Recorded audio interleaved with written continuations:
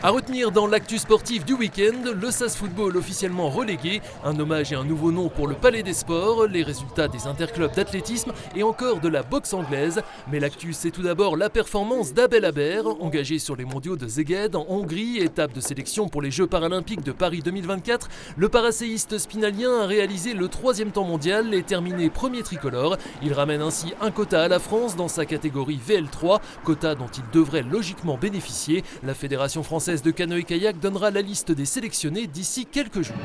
C'est donc désormais officiel, un an après son accession en nationale, le SAS va déjà quitter cette 3e division. Pour entretenir l'espoir d'un improbable maintien sportif ou d'un hypothétique repêchage, les Spinaliens devaient remporter leurs 2 derniers matchs mais ont failli.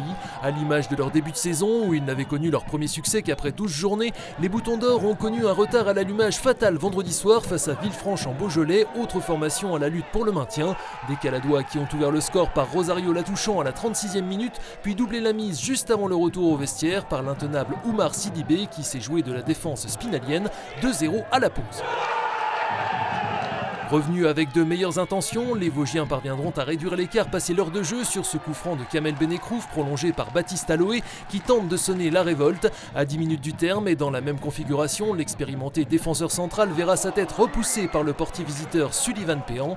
Peut-être un tournant dans ce match, mais pas dans la saison du SAS Football qui a connu ce vendredi soir sa 8e défaite en 17 matchs à la Colombière. Épinal finira l'exercice quoi qu'il arrive 17e et avant-dernier. Dans une bien mauvaise passe, sa dernière victoire remontait à mi-février. Villefranche a remporté là le match qu'il fallait pour espérer un éventuel repêchage. On a marqué assez rapidement dans la seconde période. On a vu cette semaine que des matchs se renversent vite. Au plus haut niveau, on a essayé de pousser jusqu'au bout. On a 2-3 occasions franches. Si ça rentre, on fait 2-2. Je pense qu'on va chercher le 3-2, mais c'est comme ça, c'est le football. Ouais, on a pris beaucoup de buts à la Colombière. On a perdu énormément de points aussi à domicile par rapport à nos prestations à l'extérieur. Voilà, c'est ça qui nous met en manque de points sur cette saison. Satisfait, maintenant il reste encore une étape à franchir avec Nancy. Et la possible place de 13e qui peut être synonyme de maintien parce qu'on entend beaucoup de choses sur toutes les situations administratives des différents clubs. Mais en tout cas, il faut s'accrocher à cette place parce que derrière, c'est encore serré. Villefranche ne pourra dans tous les cas pas quitter la zone rouge puisque Châteauroux, premier non relégable, s'est mis hors de portée grâce à son succès 3-1 chez l'AS Nancy-Lorraine. Pour leur dernier match en national sans enjeu, les Spinaliens iront défier vendredi prochain le Red Star, leader et futur promu en Ligue 2. Son nom restera à jamais lié au Palais des Sports, dont elle fréquenta les parquets durant près de 17 ans. Arrière gauche talentueuse, Émilie Wolf nous a quittés bien trop tôt, en décembre 2021, à l'âge de 31 ans, des suites d'un cancer, après avoir marqué de son empreinte l'histoire du club de handball spinalien et cette salle. Elle a été vraiment une joueuse emblématique. Que ce Palais des Sports porte aujourd'hui son nom est tout à fait justifié et s'imposait pratiquement d'ailleurs à nous dès que on a malheureusement appris ce décès prématuré, beaucoup trop prématuré. Ils étaient nombreux samedi à être venus pour ce dernier hommage émouvant à Émilie Wolf, dont ses anciennes coéquipières bien sûr, qui ont salué la mémoire d'une jeune femme exemplaire sur et en dehors des terrains.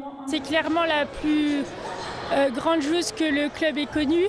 Et puis en dehors c'était une super copine sur qui on pouvait compter et puis avec qui on a vécu énormément de bons moments. Beaucoup d'exploits avec le club, donc vice-championne de France moins de 18, ce qui était un exploit considérable. De nombreuses montées du niveau régional jusqu'à la N1 et 3 défaites en finalité d'un but, donc jamais eu de titre, mais ouais, un beau parcours. Le numéro 7 d'Émilie Wolf était porté par les actuelles joueuses de l'équipe Fagnon à l'échauffement avant de disputer leur dernier match à domicile de la saison face à Montigny-lès-Metz, lanterne rouge de cette poule de National 2, déjà condamnée et venue en effectif réduit. Après un démarrage en mode diesel, les jaunes et bleus ont rapidement surclassé leur adversaire, 16-10 à la pause, 44-22 au final. Une victoire qui leur permet de conserver leur 3e place avant l'ultime journée dans 2 semaines. Hormis l'ailière gauche et meilleure buteuse de l'équipe Julia Moffret, dont le départ pour le centre de formation d'Arenheim est déjà acté, le staff espère pouvoir reconduire l'ensemble de l'effectif l'an prochain.